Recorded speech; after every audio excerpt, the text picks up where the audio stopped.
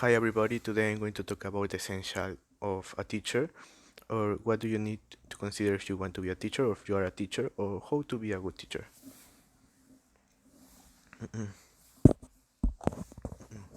A fundamental condition to of the good teacher is his commitment to human formation. Training is influencing the way of being and acting of students, and it is a process that involves both reason and sensitivity.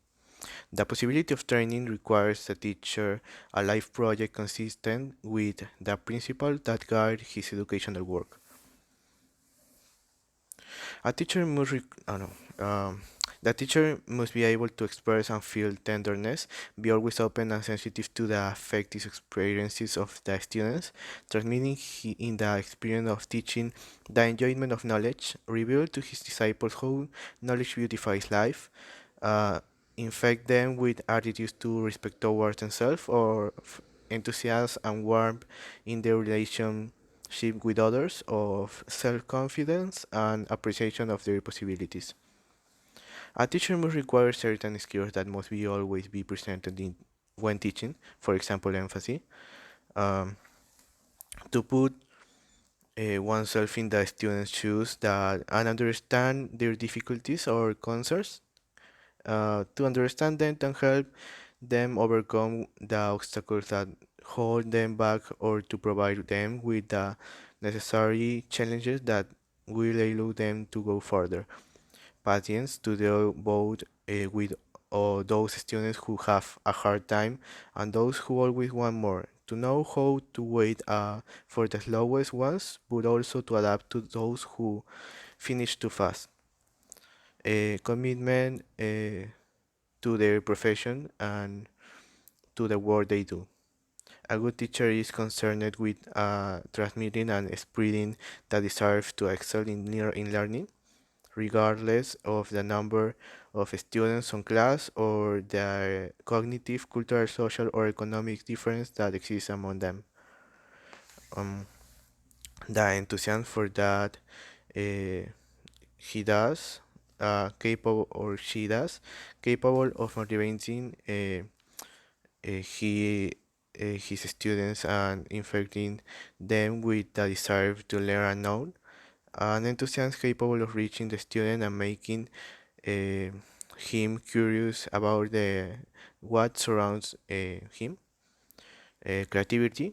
A good teacher must be able to be creative both in the way he attracts students' attention and in the way he presents his knowledge, creating unique, captivating, and dynamic lessons.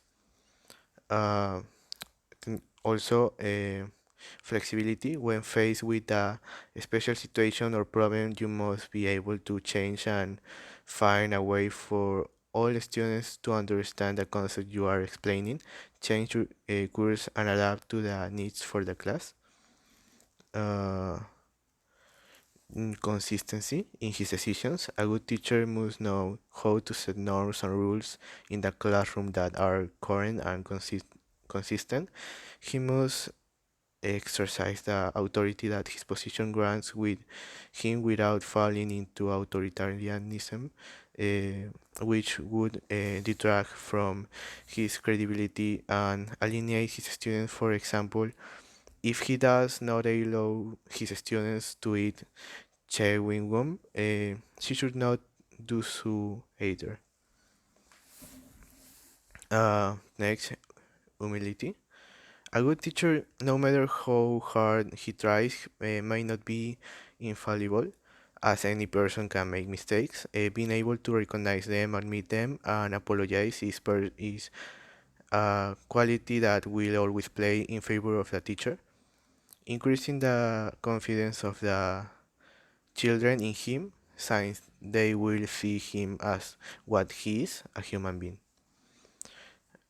Respect for himself or for his classmates, and obviously for his students and their respective parents.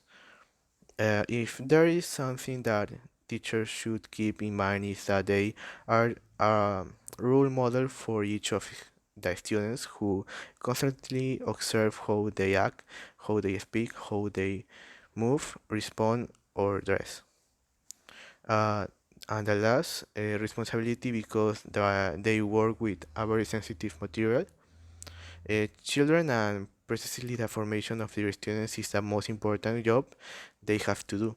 That is why a responsible teacher arrives on time, prepares the classes well, motivates his students, is creative and communicate attentive and patient, always looking for the best for all of them.